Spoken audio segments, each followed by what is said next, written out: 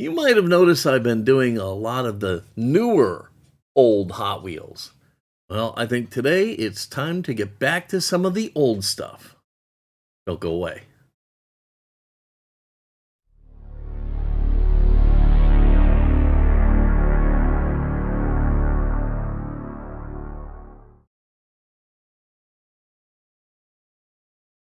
Hello, everybody, and welcome to Fat Guy Productions. I am Paul, coming to you as always from beautiful Las Vegas, Nevada. And indeed, it's time to go back a little bit. Okay, we're not going all the way back to the Sweet 16, but we're going back.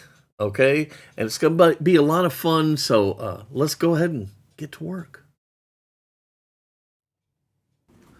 Okay, today we're going to be doing this ElDorado, and it's a perfect example of why no Hot Wheel is a bad Hot Wheel.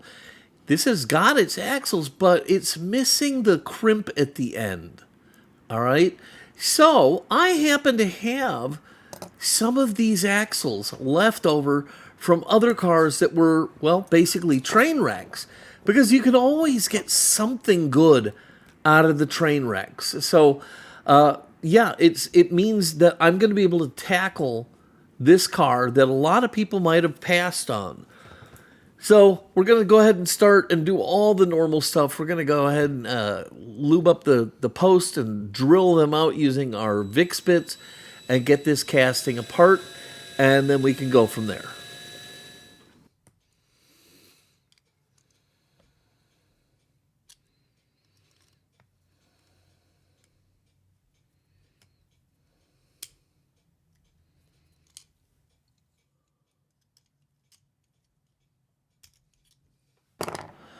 All right, with a little persuasion, we've got the base off. We can see that the axles are there, but like I said, this one is dead, okay? So we're going to have to take it off and replace it, but fortunately, it's the kind that you can do that with. And that's when I notice a showstopper.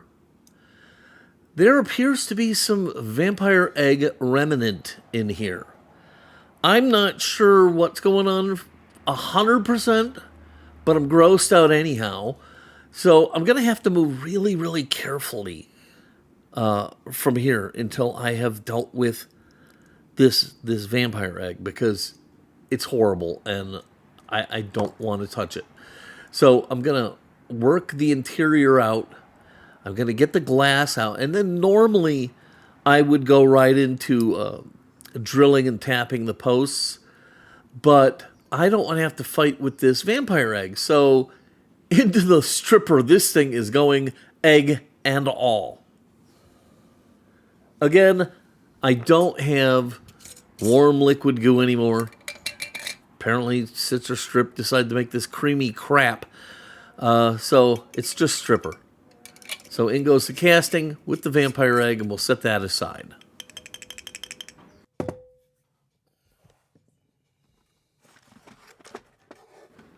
Okay, so we can go ahead and turn to my wheel and axle drawer. Inside here I have hub-style wheels, cap-style wheels. I do have some of the non-deep dish stuff, some of the silver painted stuff, but you know me, I almost only use the deep dish chromes. So anyhow, here, for example, is an axle. You know, I've got a couple of them. Anytime I have a car that's a lemon, this is what I do. I save them. But look at this. This is a good axle, perfectly good axle, with bearings on it and everything. It just needed to find a home, and this ElDorado is going to be the perfect place for this to nest. Now, these are actually pretty easy to take off. You just kind of lift up to clear the little hook, pull it off, and it kind of just unwraps from around a series of like little pegs and notches. It's a little tougher to put it back on, but hey, and I'm not going to throw that away. That may come back to be a use someday, but for right now, this is the better choice. So I'm going to go ahead and I'm going to just pop on the new axle that I'm going to use, and we'll go ahead and go from there.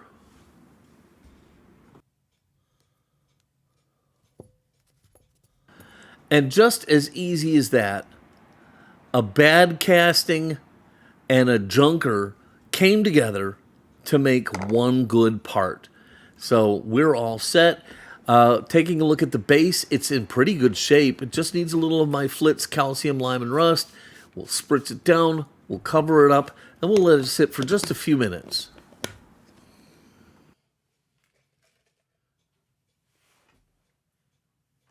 So I'm back from the sink, and I gotta tell you, I am blown away at how nice this base looks. This just never happens to me.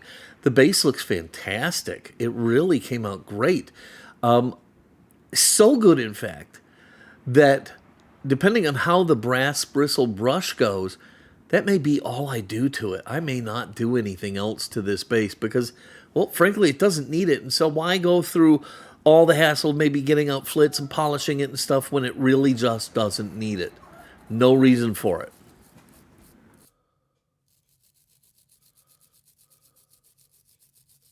Yeah, so I'm very surprised at how good this is coming out. It's shining like a penny. Between the Flitz spray and the brass bristle brush, this thing looks amazing. So all I'm going to do is I just wiped it down, and now I'm going to go ahead and protect it with some Renaissance wax. Now, you all know about the Renaissance wax. It's crystalline wax that will protect the metal and help reduce or keep away oxidation. And all you do is you get a little glob stuck on your finger, and you just kind of smear it in there. Make sure you rub it in, get it from all different directions. Don't miss any spots. Use your whole hand and really get in there and work it into the base. And then all you have to do is just buff it out. The base will be nice and shiny, and it will have that thin, waxy protective layer that will keep it from tarnishing on you. So using a pair of side cutters, I nipped away all the old wheels that were on the back axle. And now I'm just putting on brand new chrome hub-style wheels all around. And man, this base looks like it just rolled off the assembly line at Mattel.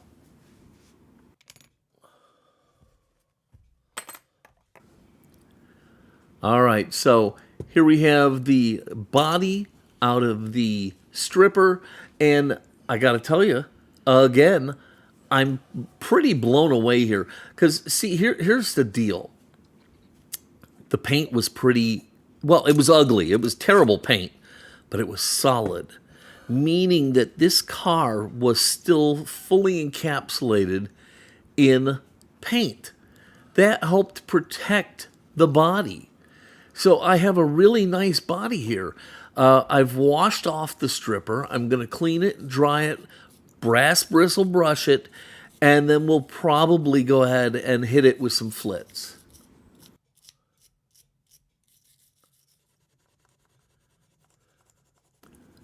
Okay, this body is really looking great, so I'm taking a few extra steps because I think it's going to look amazing.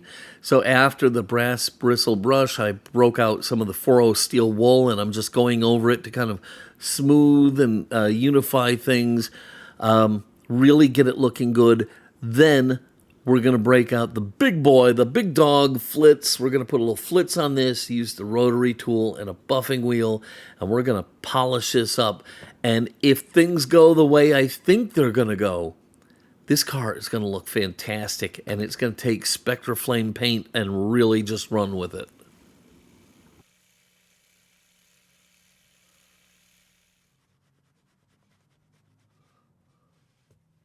All right, so after the rotary wheel, now I'm just going to polish this thing out. I'm going to start with the blue shop towel to get most of the residual Flitz off the casting. Then I'm going to go to the microfiber towel, which is really going to get into the nooks and crannies. And this thing looks amazing. Now, remember the old days, the good old days? I used to forget to do the post before paint all the time. Well, that isn't going to happen here. Even though I've changed my ways and I really don't do that anymore, this is the kind of project where it would be easy for me because I'm doing the posts out of order. But I remembered it, so we're going to do the post before we take it to paint. Again, we just drill the posts out. A little oil, we'll take our tap, we'll tap the posts out, and then we'll put a couple tiny screws in the posts to keep them clean and neat, and then we can go ahead and get to painting.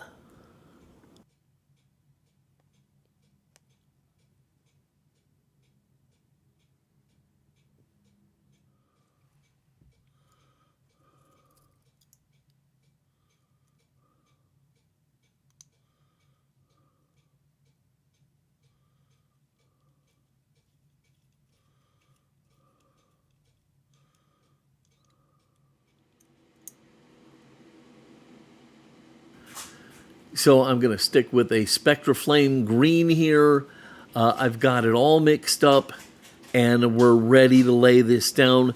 Now, when you're putting Spectra Flame paint down, it's really important that you pay attention because you can overshoot the color you're going for pretty easily. So let me give you an example. I put too many intermediate layers down, but I don't have that beautiful glossy finish that I want yet. Now I start to lay down the thick, glossy, wet layers, and all of a sudden the car is too dark. So you got to be thinking ahead here. You know, I start with a tack coat, then some intermediate coats, and then the wet layers, being careful to not run past what I'm looking for. If you want dark green, then keep putting it down. That's fine. If you want lighter green, go easier and get to the wet coats quicker. All right? But I really, not to toot my own horn, I really killed it here, okay? This green came out so stinking beautiful. I couldn't be any happier.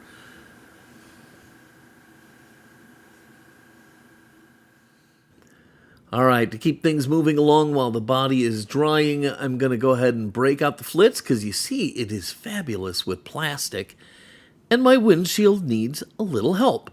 So I'm going to take out the Flitz, put a little bit on the windshield, use cotton bud, and I'm going to buff this windshield until it looks like brand new. And, you know, honestly, if you don't have gauzy, you probably could stop at this point and be very, very happy. I think this is taking it to a great level. I think gauzy is that next step. So, you know, it's up to you. What are you shooting for? What are you trying to do here? I'm going to gauzy this after I'm done polishing it, but that's just the way I want to do it.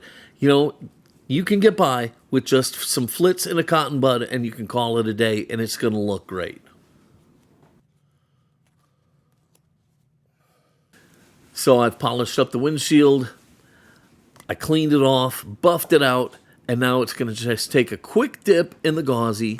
Then it's going into the onion saver where it can sit and dry in a dust-free environment, because the last thing on earth you want to is have all that work done and then have some big bird feather float down and land on your wet windshield. That would really just suck.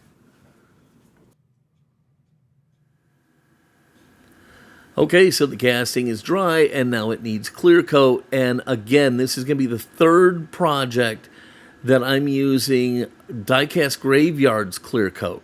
All right, and I'm going to do an entire standalone video on that, and we'll talk about that. But I am using his clear coat because this is clear coat over Spectra Flame. I've done clear coat over opaque paint, and I've done clear coat over decals, so I'm getting a real good sample sizing, and we're going to have that in a whole separate video. But yeah, I'm going to apply it, mix it the way his instructions say to. I'm going to apply it the way I normally do, and we'll let it dry. We'll see what we get. But like I said, we'll talk a lot more about that in a standalone video.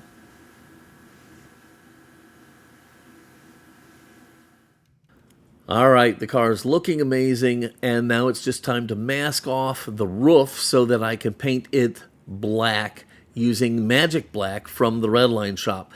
I gotta be honest with you, I recently had a masking disaster, and when I pulled off the tapes, it peeled off the paint, and it was just a horrible, horrible thing. So I'm a little hesitant. I also let things dry a little bit longer just to be sure that everything was safe. So anyhow, I'm just using this smaller pinstriping tape to mask off the detail areas, and then I'll go around it with a couple strips of blue painter's tape before I hit it with paint.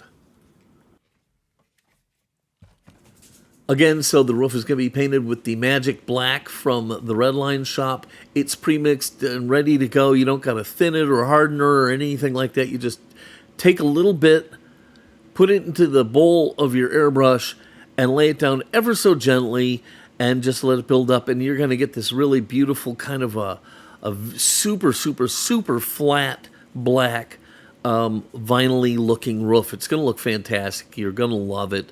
I just lay it down really, really easy and really, really dry so that it doesn't end up getting underneath the tape anywhere.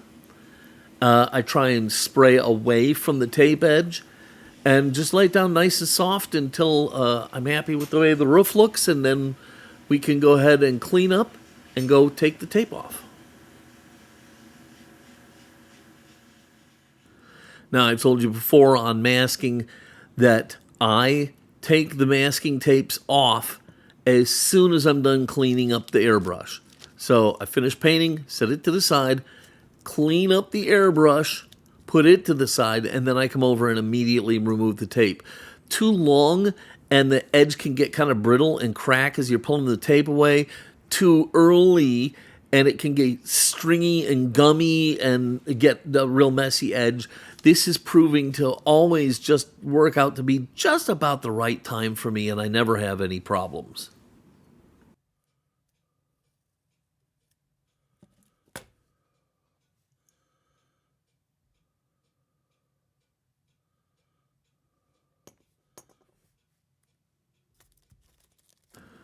Okay, so I want that to sit and dry for a little bit. While I'm letting that happen, I'm going to quickly turn to a little Tamiya flat black paint, and I'm going to paint in the grill of the car, and then we can go ahead and get this car together.